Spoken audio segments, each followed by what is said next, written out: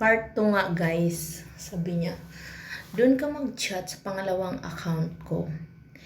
At tsaka sabi niya, wag ka muna mag-chat pag di ako nag-chat. Ay, tinuruan ako Ning, paano lumandi Ning. So, syempre, ako wala naman akong pakialam. So, uwi ako sa bahay. So, tumawag siya, Day. Tumawag siya sa akin. Sabi ko sa asawa ko, pang pulis yan. Nagkagusto sa akin. Agay, ganda ko, Ning. Kabataan ko.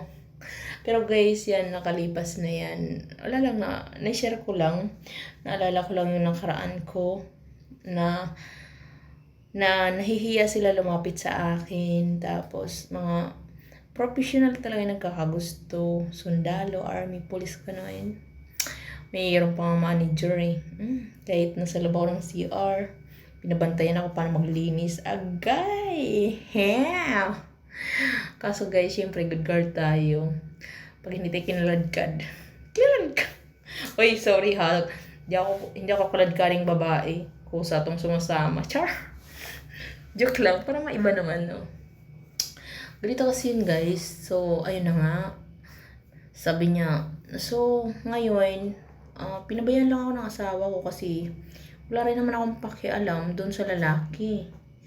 Para lang makauwi ako ng maaga. So, para matapos yung usapan, di sige, binigay ko yung number niya.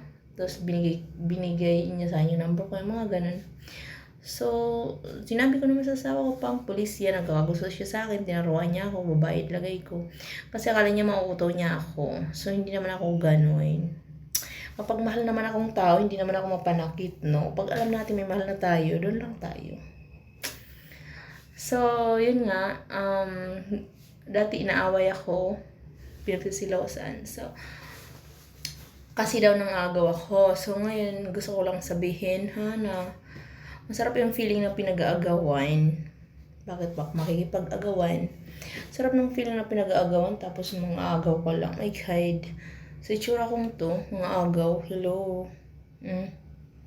Diba guys? Ang ganda-ganda ko. Kumukha ko si Christine Dera.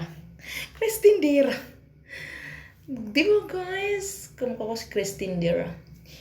Ganda-ganda ko. Tapos mga agaw lang ako ng lalaki. Oh my God. Ayoko kasi na may kahati. Sorry. Sayong-sayo ang mister mo. Tsaka, hello, tinikman ko lang yan, no. Hindi ko naman yan inangkit. Ginalit. Uy, joke-joke lang yun, ti. Baka magalit ka na naman, sabihin mo na naman.